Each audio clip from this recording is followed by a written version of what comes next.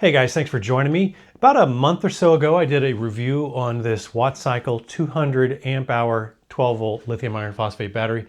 And it was a very good performer, very solid build quality. And in fact, we just did a giveaway on one of those. If you missed that, I'm sorry, but we'll be looking for opportunities to do those giveaways again in the future. But today we're going to look at their 280 amp hour mini, and it's their smart mini, which means that it has Bluetooth connectivity as well. So we're going to take a look at how that works. But it is their mini, meaning they've crammed as much capacity in the smallest space that they could get away with.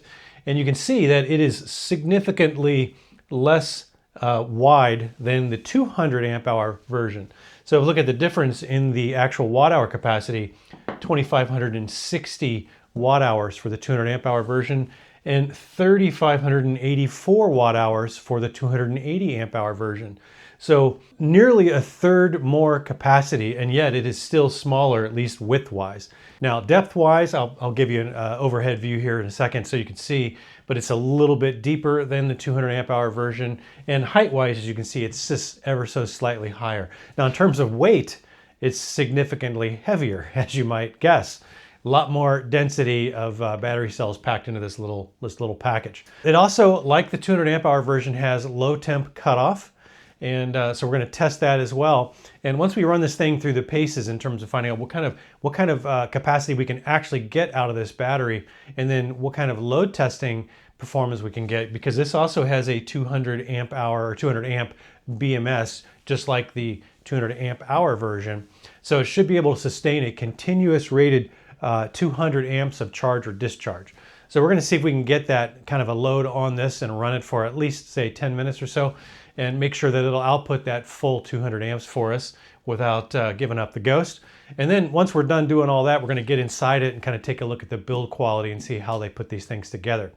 Before I forget to mention it, there's a little bit of an interesting backstory on this 280 amp hour Smart Mini battery. They actually used to market this. They originally released it as a 300 amp hour battery. And that was because while it is using 280 amp hour rated EVE automotive grade cells, they actually tested them out typically, and they were over 300 amp hours. And so they went ahead and branded it as a 300 amp hour battery. But since they are actually rated at 280 amp hours, they went back and later on changed it because they were trying to be a little more forthcoming about what's actually inside.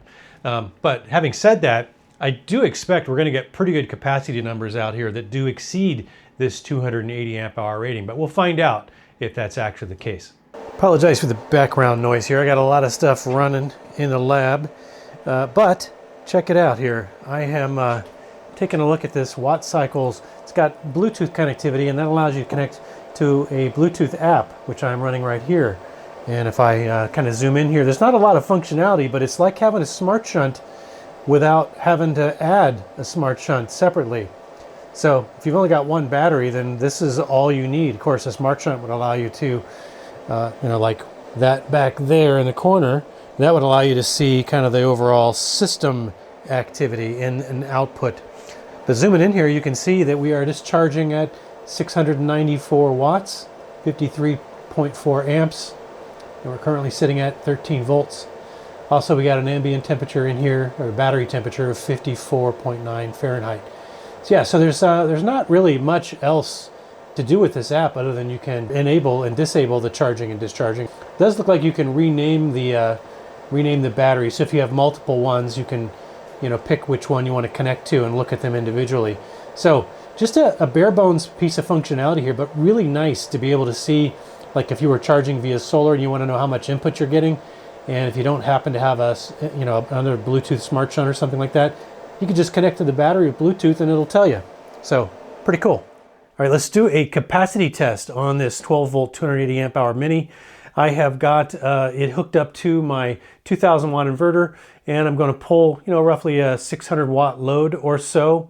And then since I know my inverter is going to shut off due to a low voltage cutoff threshold before the BMS actually cuts us off, I've got my DC battery tester here that's going to pull an additional 10 amps in concert with that. And I've got all of that being pulled on the other side of the smart shunt.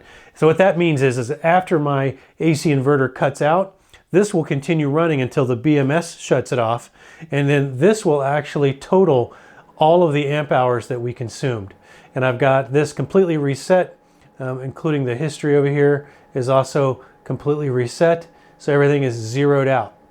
All right, let's go to status and let's get this party going here. Let me first turn my inverter disconnect on, and that will start the load here. And we should see that kicking up over here. Looks like we're gonna settle right around 700 watts, maybe just a little below that. And then let's go ahead and start this guy here. And that's gonna also kick that up to a total of about 800 watts. All right, let's let this test run. It's gonna take quite a while. So we'll check back in the morning when this thing should be fully depleted, and we'll see how many amp hours and watt hours we actually caught.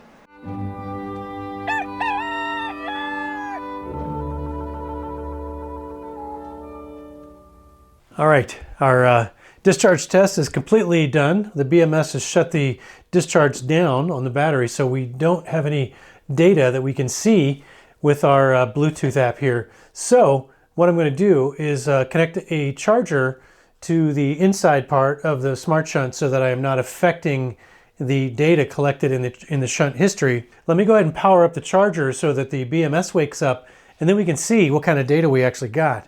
All right, the Bluetooth module is reconnecting.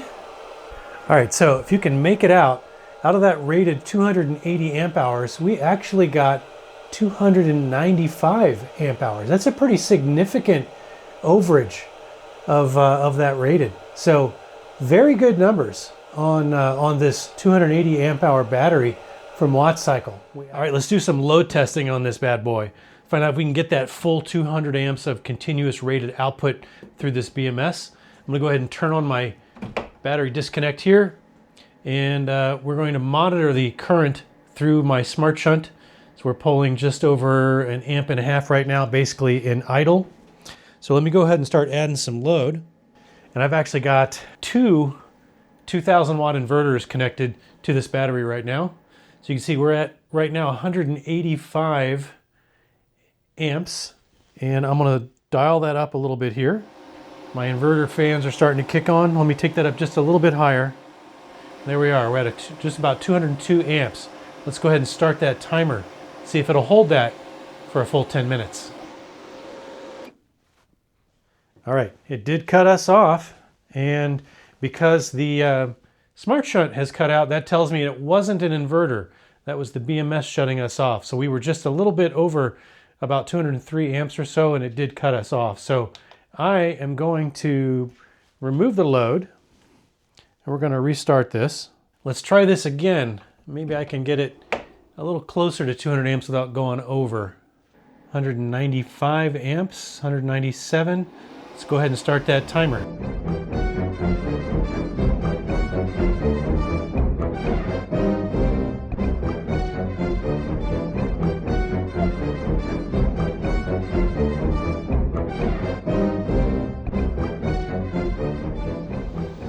All right, 10 minutes under full load. Interestingly, the Wattcycle app showed about 204 to 205 amps being discharged, while this is showing me 198.3 amps being discharged. So internally, it is reading about 204, 205 amps. So that is a definite pass on the 200 amp BMS. I'm gonna go ahead and let this thing continue to run because I've got a bunch of heaters being run right now. And I'm gonna let this run and draw this down so that it is not charged up when I crack this case open and try to get into it. So I'm gonna go ahead and just see if it'll just fully finish depleting. It's got about an hour to do that. All right, so I'm gonna go ahead and let it run down, and then I will check back with you here when I get this on my other bench and we can get inside and see what this thing is all about. All right, I got this beast opened up here. It wasn't quite as big a deal as getting the 200 amp hour battery opened up. But if we take a look in here, I'm gonna go ahead and pull all these cells out here in just a minute. The BMS on the top. So there are 4 8-gauge wires up here on the positive terminal. And then down here on the negative terminal, there are 3 6-gauge wires. But I am gonna see if I can get this out and maybe get to underneath this little non-conductive layer here to see if I can see the QR codes on the cells. So give me a second to do that. All right, just a couple other observations. The emergency vents on the cells are nicely aligned on this little metal track beneath the BMS. Now you might think, well, the BMS is obstructing these, but it's actually offset by at least about 3/8 to 1/2 of an inch. So the vents are actually nicely channeled here underneath of the BMS. And I would think these black leads here, these do appear to be our thermocouple temperature sensors. So I'm going to be prying these up and making sure that the low temp cutoff works. And I want to do that before I take anything else apart. So let's just go ahead and test that part of it. All right, it does look like both of these temperature sensors are attached to the same spot, which is all the way out here on the edge. So I find that interesting. Usually you spread them out. You have one closer to the outside and then one closer to the inside. So I find that to be a little bit interesting. So let me get some of this silicone off here, and then we can test these thermocouples to see if that low temp charging is going to do its job. All right, you can see that I've got the charger connected and it is charging. I've got one of the temperature sensors pressed up into this little chamber here, and I'm going to hit it with some liquid nitrogen, and we'll see if that lowers the temperature enough to cause that to disconnect charging.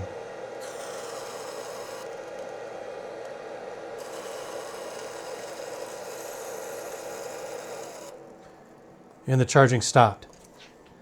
So let's see if it resumes on its own. I want to make sure I didn't have some of that on my hand. All right, let's see if we can warm this back up.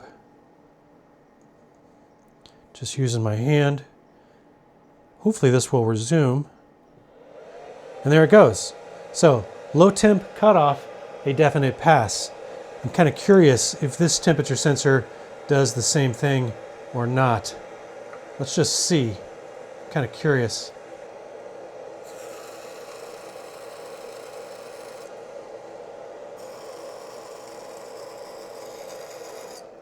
And it does the same thing.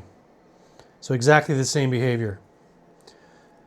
And that means that this battery will not allow you to charge when the temperature drops below 32 degrees Fahrenheit in order to protect the battery cells. That's exactly what you want it to do.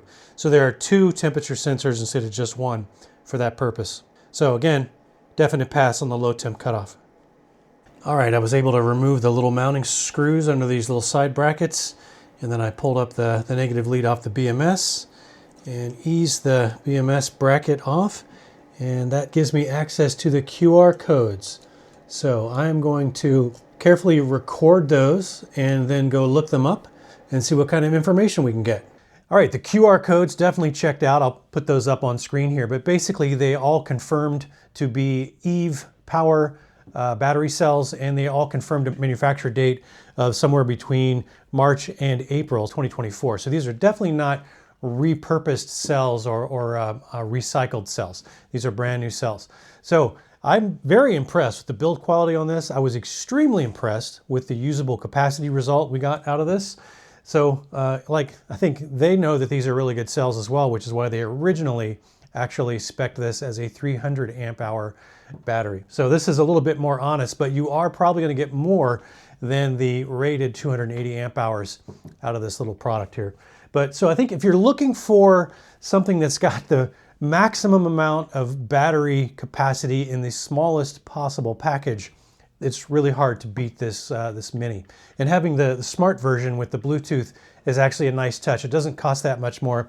I think this thing is currently selling, at least the time that I'm doing this video, at $529 on Wattcycle's website. If they do happen to give me a discount code for that, or if there's additional sale pricing or something like that, I'll put that down in the description below so you can go check that out. So yeah, very impressed inside and out. Very good performer. Oh, and please do leave comments down below if you have questions, or maybe there was something that wasn't in the video that I didn't cover that you would have liked to have seen. I do find those comments helpful, and I try to integrate that stuff in future videos. And if you do leave a question, I do my best to try to get back to you on those. All right, so I think that's about a wrap on this video. Hopefully you found something useful in there somewhere. If you did, please consider giving me a thumbs up on the video. I'd very much appreciate that. I do thank you for joining me on this one, and I hope you'll consider joining me on the next one. Until then, have fun out there.